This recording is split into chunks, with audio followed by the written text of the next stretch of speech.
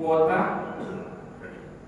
internet, nggak mau beliin paket buat main game itu, karena nggak dibeliin, rumahnya yang dibakar, rumahnya yang dirusakin. Maka poin ini menjadi sangat penting hari ini untuk kita tanamkan kepada generasi-generasi yang ada di zaman labil ini, Pak. Labil betul hari ini generasi-generasinya, ketika mereka melihat orang tuanya itu masih musuh. Ya. Hampir mayoritas kami di sekolah kalau nanya ke orang, gimana orang tua Pak, ibu saya cerewet, ayah saya nggak peduli, ayah apa terlalu sibuk sendiri gitu, ibu terlalu banyak komentar macam-macam lah.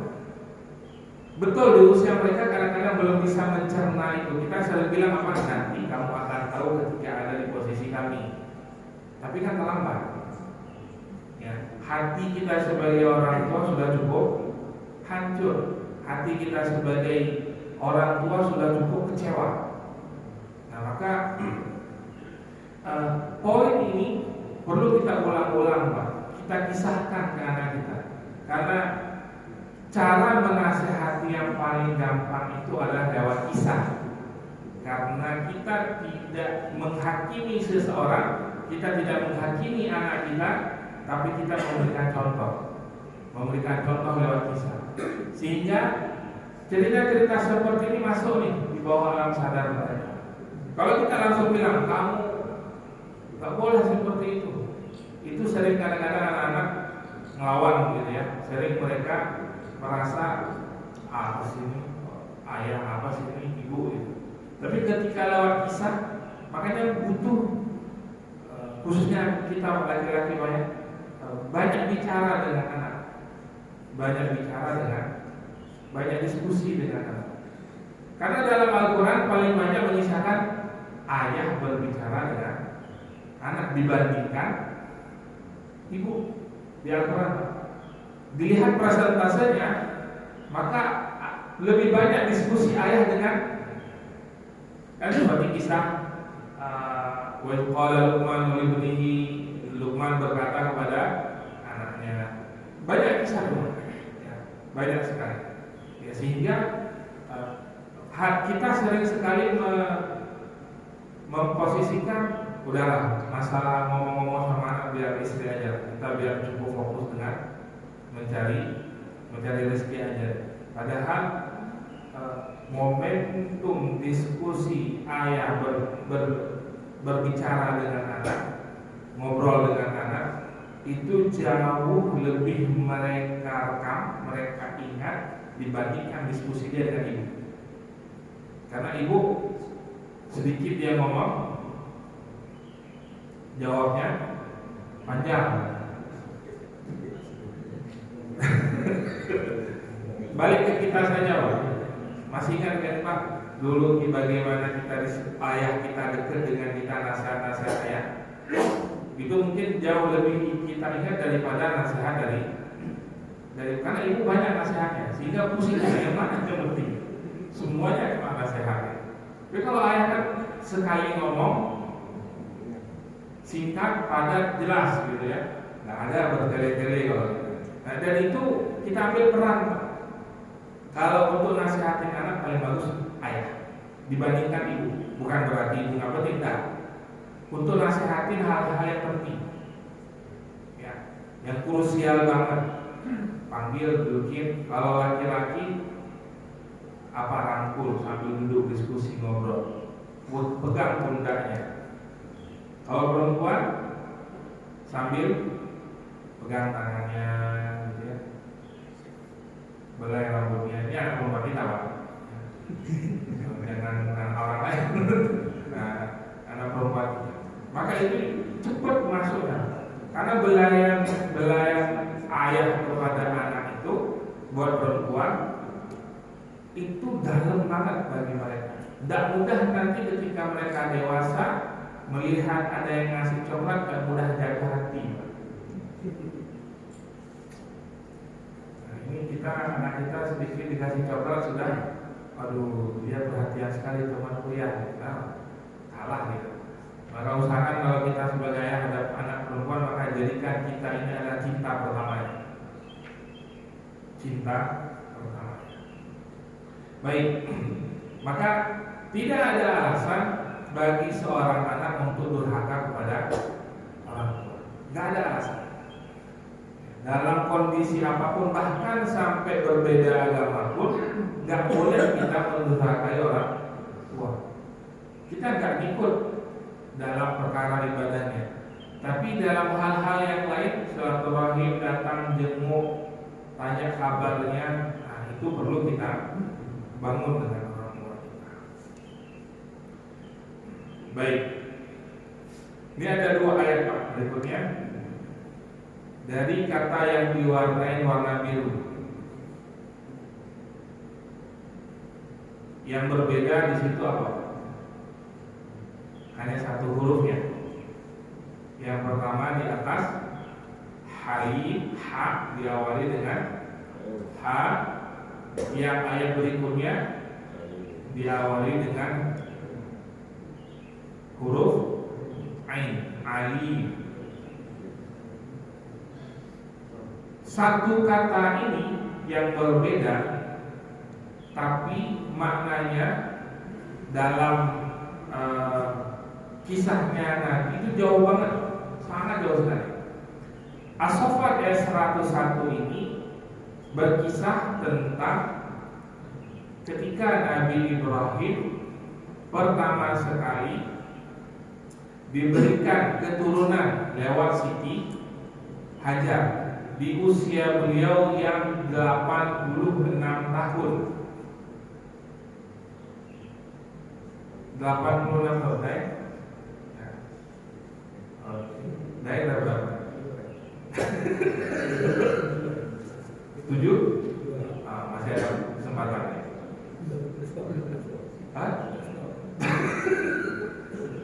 Nabi Ibrahim di usia beliau yang ke-86 tahun, Allah berikan kabar gembira ketika Nabi Ibrahim meminta keturunan gitu ya.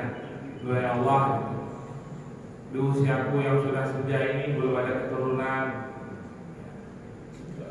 Maka Allah berikan fabasyarnahu bihulamin halim.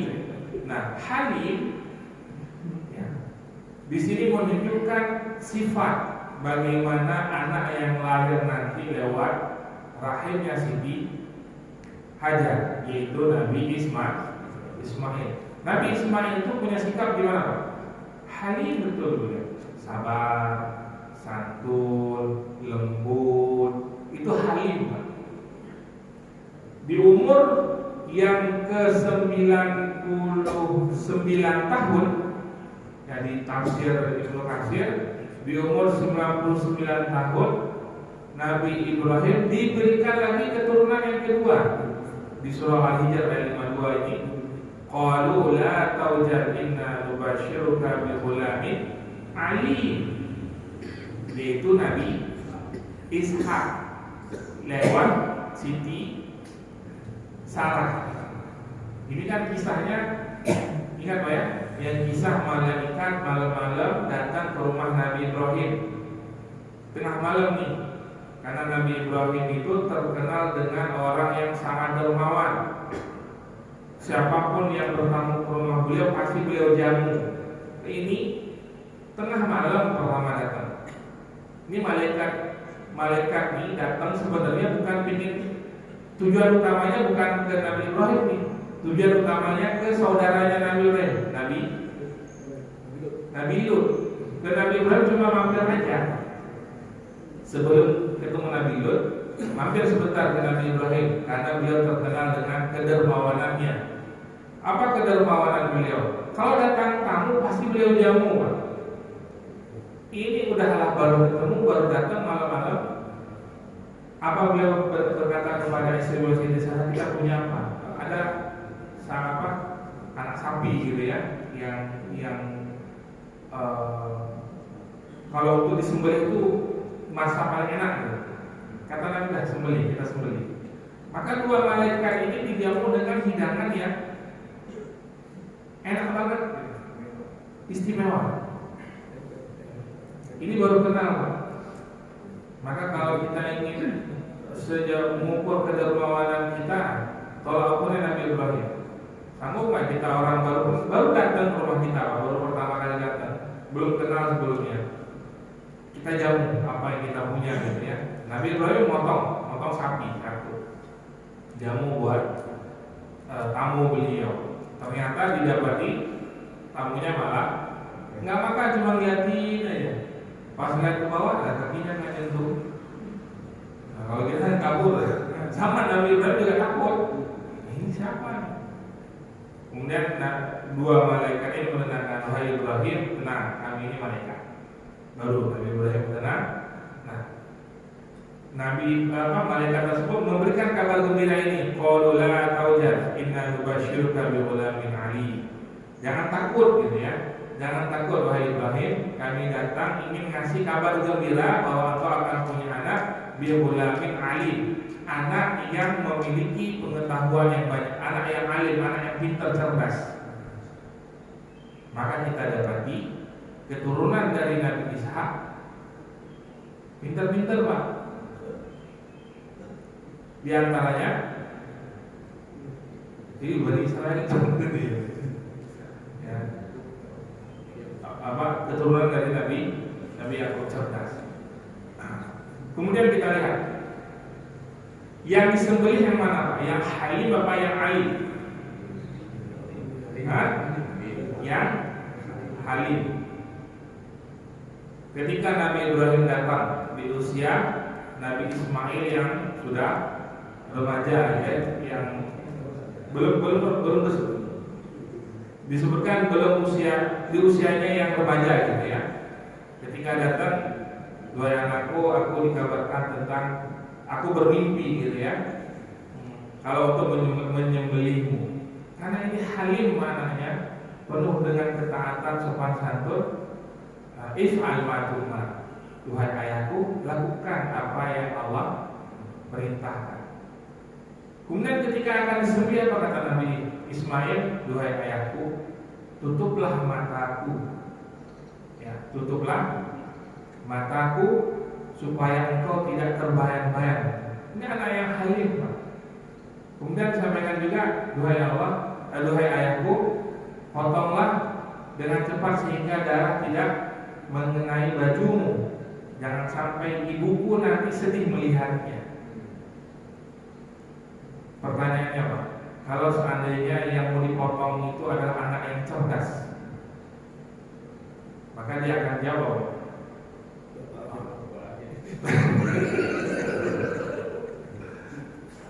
"Bapak aja ya.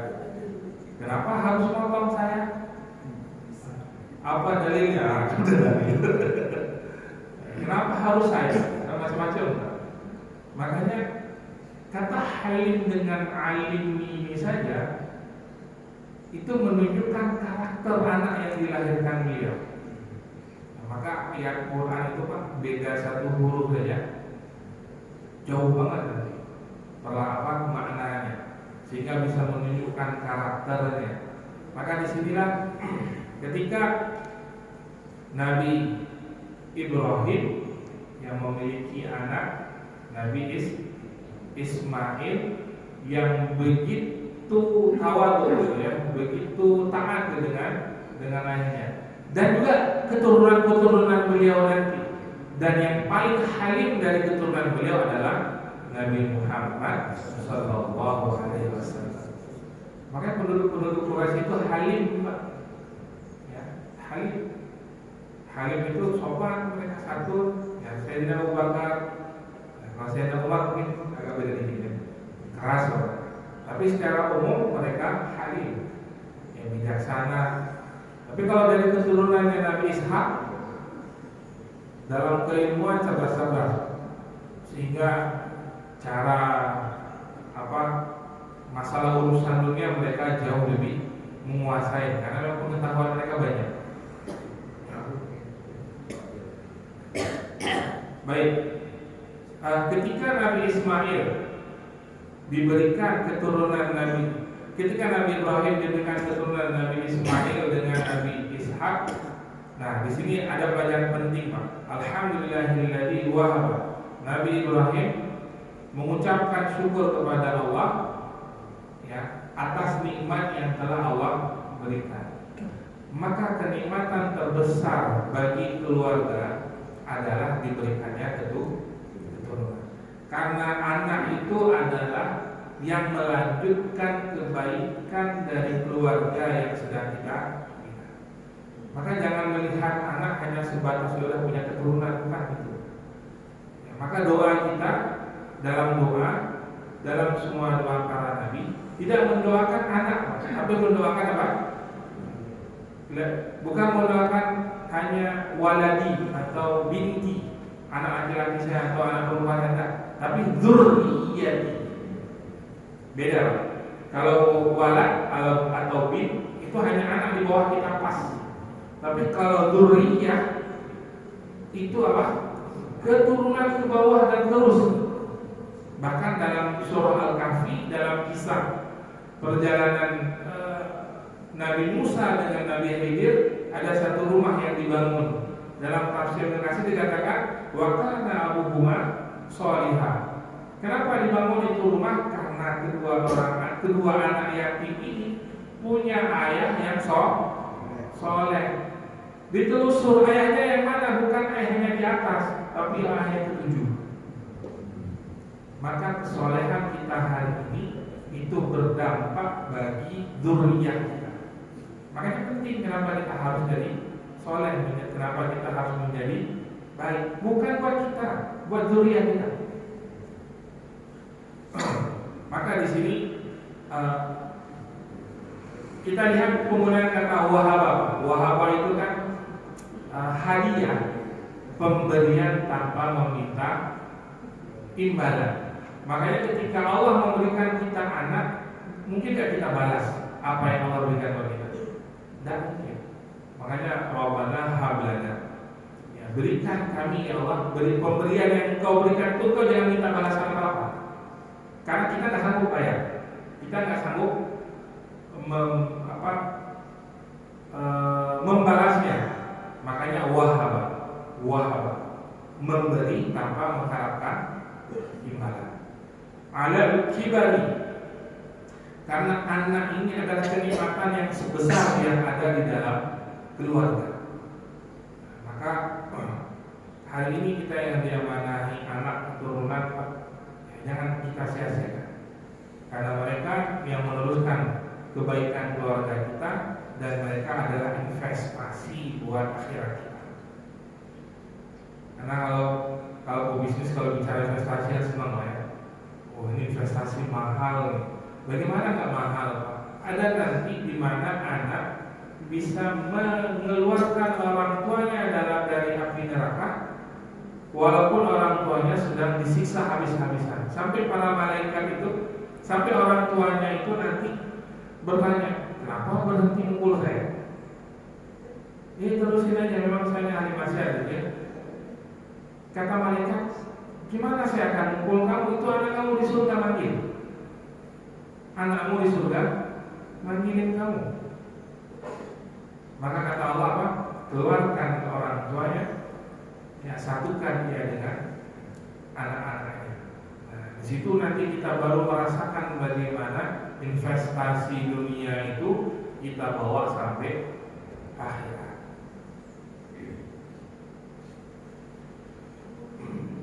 Nah, ini menjadi penting juga doa kita buat keturunan. Hari ini kita sering berdoa, ya Allah mudahkan rezeki kita, mudahkan rezeki saya, mudahkan pekerjaan saya, mudahkan urusan saya. Pertanyaan besarnya, sudahkah kita selalu mendoakan orang tua kita?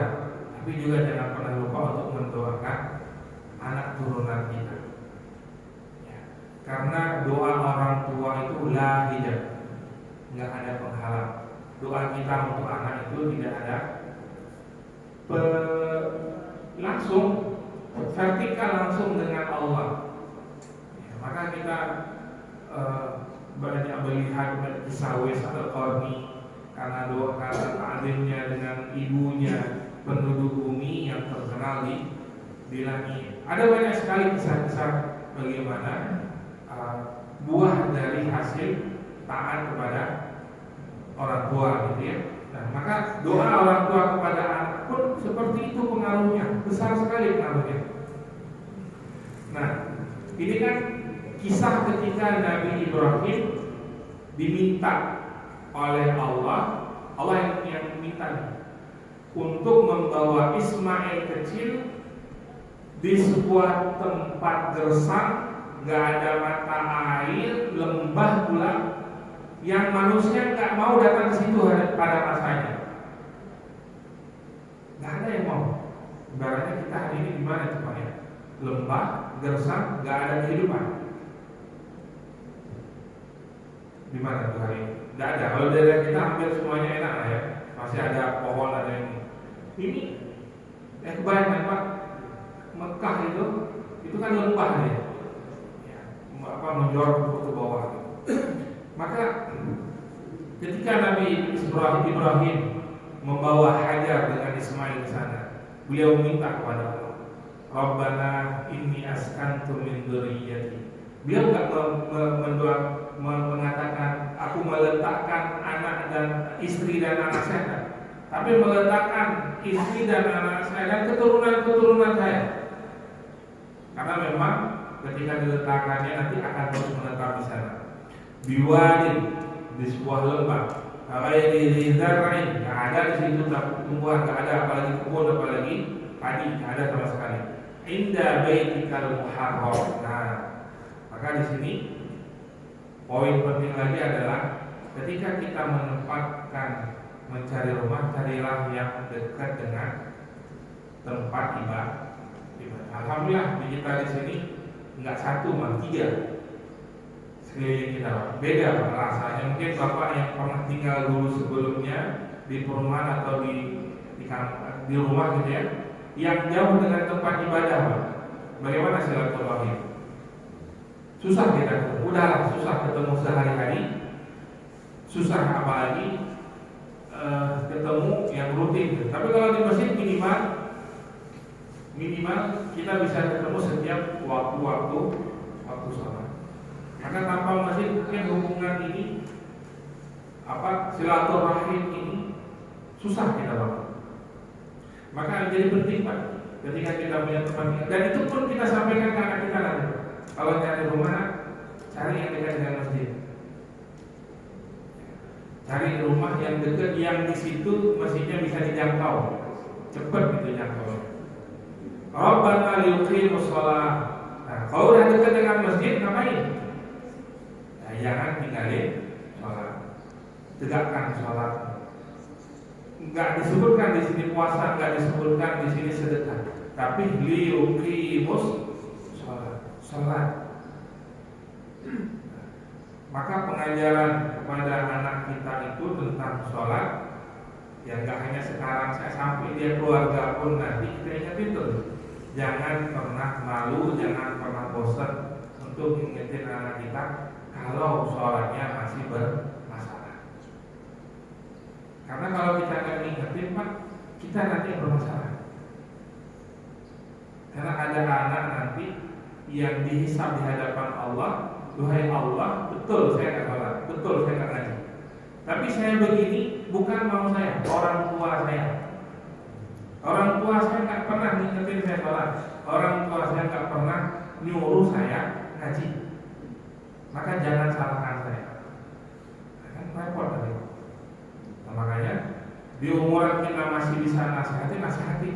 Kalau sudah nggak bisa nasihati, sesekali kita lihat anak kita nggak sholat, ya sholat. Atau cucu, itu ajak cucu saya untuk sholat masjid atau lain sebagainya. Faj'alhu afidatan minan nas. Kemudian doanya lagi Bapak setelah keturunan beliau mau beribadah, faj'al afidatan minan nas, ya Allah ya, jadikan keluarga saya itu dicintai oleh banyak orang. Dicintai ini disenengin ya. kan ada keluarga, ada orang yang dia baik untuk lihat diri sendiri, tapi dengan orang lain bermasalah, dengan tetangganya ribut, ya, dengan orang-orang sekitarnya nggak bagus, kan ada yang seperti itu. Nah, maka kita nitip juga doa untuk keluarga kita supaya dicintai, diterima oleh orang banyak. Tahwi ilaihim warzuqhum, baru setelahnya rezeki. Hari ini kita kebanyakan mendoakan anak kita apa? Kadang-kadang lebih mengawali apa, ya Allah jadikan anak saya ini yang sukses. Sukses, kalau kita bilang sukses hari ini pasti metrinya satu, kayak apa? Kaya, punya jabatan, punya rumah, punya kendaraan, banyak tabungannya, bisa jalan-jalan ke apa? Kapanpun dia mau, dia bisa punya tabungannya. Di sini kita lihat bagaimana Nabi Ibrahim memposisikan diskon di sini hanya di akhir malahan, ya, di akhir, ya, sebelum akhir, bukan akhir, di akhir sebelum akhir, karena terakhir nanti warzuqhum minats thamarati la'allahum yashkurun, semoga mereka menjadi ahli, orang-orang yang ahli bersyukur. Baik, nah ini di satu ayat ini saja ada 6 poin ayat yang bisa kita ambil pelajaran, dan ini dialamatkan kepada orang tua. Nah, kita doakan keturunan kita nasihati mereka kalau punya anak, cari tempat tinggal, nanti cari tempat tinggal yang dekat dengan tempat ibadah, latih mereka untuk beribadah, kemudian minta pada Allah supaya keluarganya nanti dicintai, diterima oleh banyak orang, kemudian kita minta ditambahkan rezekinya dan juga menjadi orang yang bersyukur. Baik, nah ini doa kalau bisa dihafalkan Pak, ya, kalau bisa dihafalkan, Rabbi ja'alni muqimas shalah wa min dzurriyyati rabbana wa taqabbal du'a. Hafal Pak? Hafal ya. Baik, jam 6 kurang 5.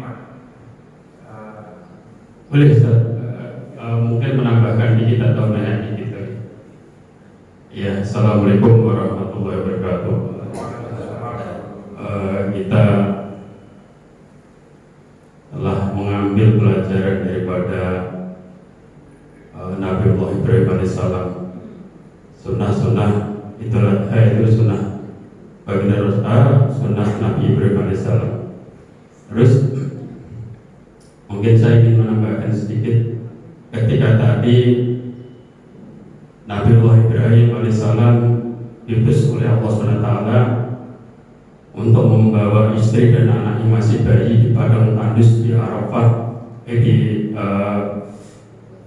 tempat Sa'ir,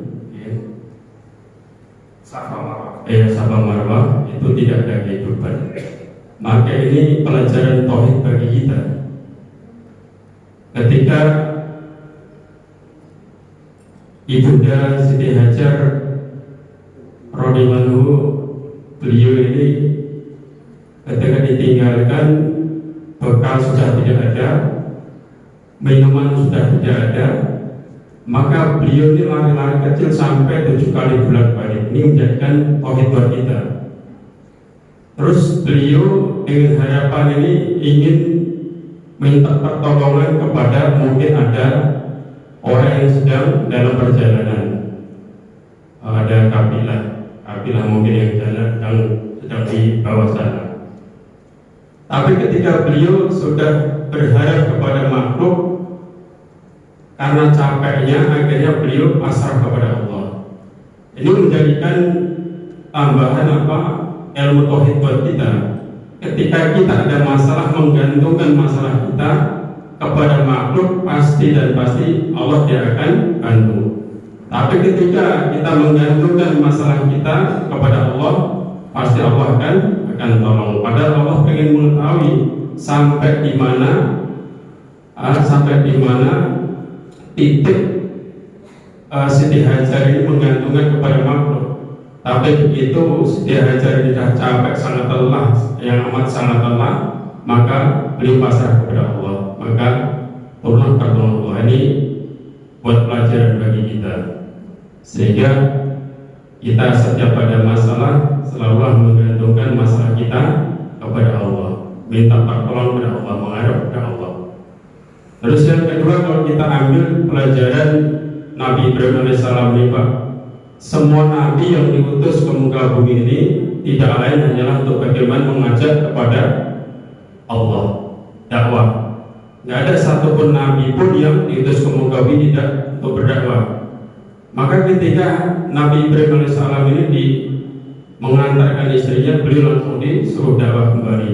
Ini saya pernah dengarkan ulama sampaikan itu, Nabi Ibrahim alaihissalam meninggalkan istrinya ini 8 tahun ini pertama 8 tahun Pak. Setelah sampai nengok, baru sampai situ keadaan sudah berubah, sudah ada orang yang penghuni situ, tinggalkan lagi sampai 5 tahun, total 13 tahun. Begitu kembali Nabi Ismail alaihissalam sudah remaja. Di sini pelajaran buat kita. Jadi kita sebagai hamba Allah ini, kalau dakwah untuk keluarga kita fardu ain. Saya sampai pernah dengar sama yang disampaikan ulama ini, kalau untuk keluarga kita fardu ain, kalau untuk orang lain fardu kifayah.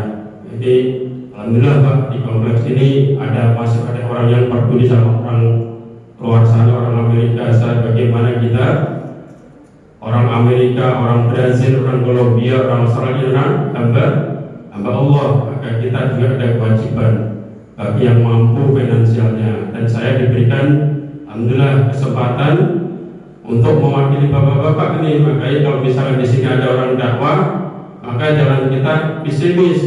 Kita ambil hikmahnya, kita ambil pelajaran daripada apa yang disampaikan Rasulullah SAW. Karena Rasulullah SAW adalah Nabi rahmatan lil alamin, dan itu saja juga tidak cukup karena umatnya ini juga perlu hidayah. Maka kita mengupayakan supaya Allah SWT turunkan hidayah ke seluruh manusia dan jin. Mungkin saja tambahnya Pak Ustaz, kurang lebih mohon maaf. Akhir kata, wassalamualaikum warahmatullahi wabarakatuh. Assalamualaikum warahmatullahi wabarakatuh. Ustaz, saya mau tanya Ustaz, Nabi Ibrahim mempunyai 2 anak. Satu adalah Ismail, satu Ishak. Ishak ini punya anak 2. Satu lagi Yakub, satu lagi si Pak itu. Yakub sama. Pertanyaan saya, dari keturunan Yakub itu kan ada 12 anak dia. Dari 12 anak itu ada sebagian anaknya yang murtad Ustaz. Dan selalu murtad dan menentang Allah, seperti Yogi, seperti itu. Pertanyaan saya, kenapa anak dari keturunan sebagian dari anak keturunan Yakub itu jadi murtad Ustaz, selalu menentang Allah? Itu pertanyaan saya. Assalamualaikum warahmatullahi wabarakatuh.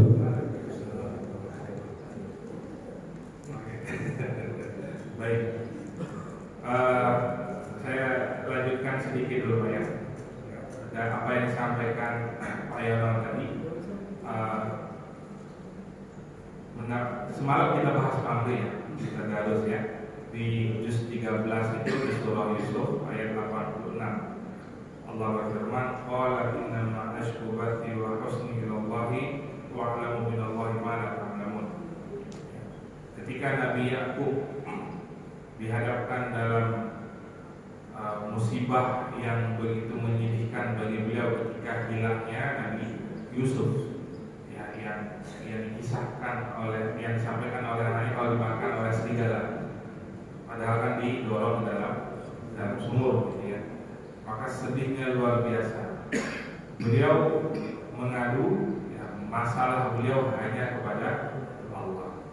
Innama ashku itu lapor. Innama ashku bathi wa husni, kesusahanku hanya kepada Allah. Kemudian yang Pak Suryadi tanyakan, kenapa murtad? Nah, gini Pak, semua kejadian yang ada itu pasti ada pembelajarannya. sebenarnya untuk bagi kita itu ada pelajaran. Detail kenapa kita wallah alam, saya belum nggak baca sampai di sana. Tapi setiap kejadian itu pasti ada pembelajarannya. Supaya kita di masa yang ini dalam kehidupan kita ini ada hal-hal yang menjadi panduan dalam kita mengambil pelajaran. Maka kalau kita, karena pasti ada kekurangan yang menyebabkan seseorang akhirnya tidak beriman. Jangankan anak gitu Pak ya. Kita lihat bagaimana istrinya Nabi Nuh, anaknya Nabi Nuh. Kemudian itu kan istri yang durhaka gitu. Tapi ada juga yang suami yang maksiat. Siapa?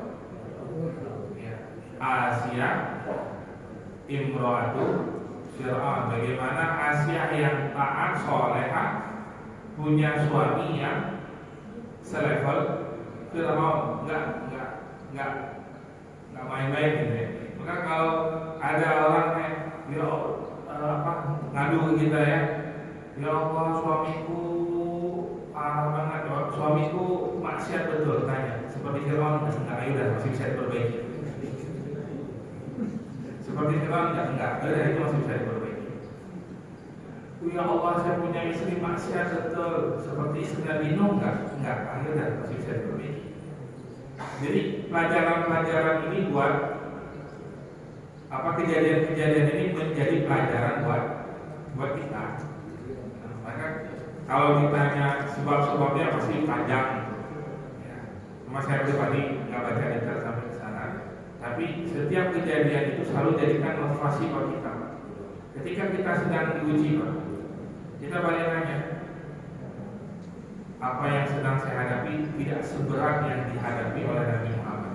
Apa yang sedang saya hadapi tidak yang lebih berat dari ketika sakit nih, yang begitu berat, enggak seberat yang dihadapi oleh Nabi Ayub. Ketika kita di dalam kondisi krisis betul gitu, ini makanya saya sampaikan tadi, sirah itu cerita yang dalam Al-Quran dan juga dalam kisah-kisah yang lain itu bukan untuk didengarkan sebagai sebuah kisah saja, tapi sebagai pembelajaran buat kita hari ini. Karena at-tarihu yu'adu nafsa. Karena kisah itu pasti akan menceritakan lagi kisahnya, akan mengulangi kisahnya. Sama kalau kita tanya Fir'aun sudah nggak ada hari ini, tapi yang seperti Fir'aun ada kan? Nah, banyak ada.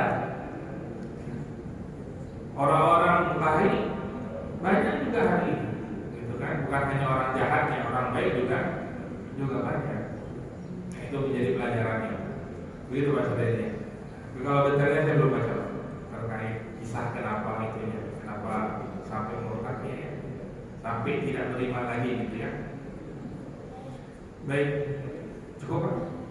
Ya, baik, alhamdulillah, mudah-mudahan apa yang kita dapatkan hari ini menjadi pembelajaran buat kita dan kita semua diberikan kesehatan dan mudah-mudahan di bulan Zulhijjah ini kita semua mendapatkan memanfaatkan 10 hari di awal Zulhijjah ini, karena tidak ada balasan pahala yang melakukan amal soleh di 10 awal ini melebihi pahala kecuali jihad fisabilillah. Artinya jihad fisabilillah itu di urutan 1, maka amalan-amalan yang kita lakukan di bulan Zulhijjah ini itu di posisi kedua, Pak. Jadi tinggi banget ininya keutamaannya. Ya Pak. Mengenai Tarwiyah. apa istilahnya tarwiyah?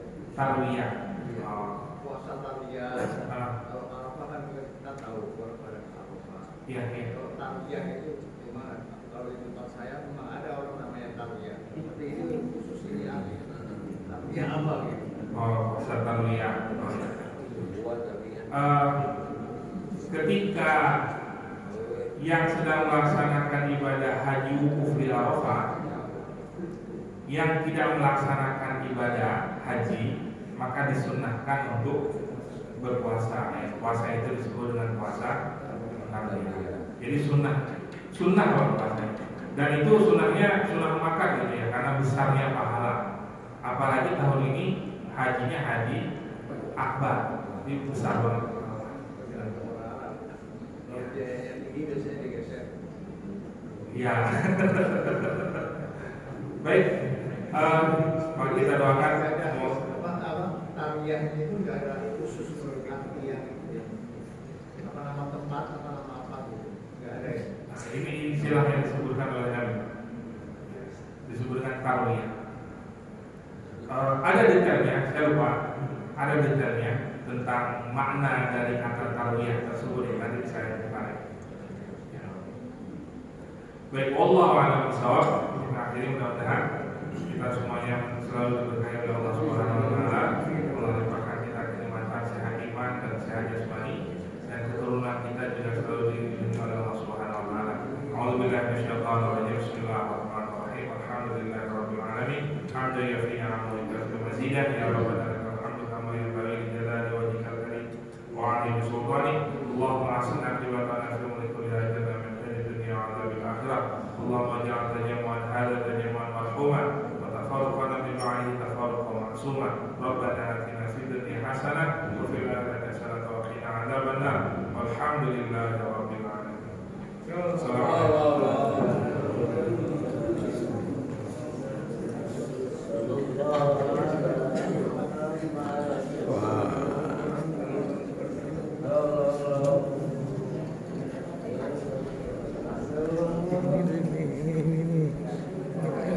Ini penting nih.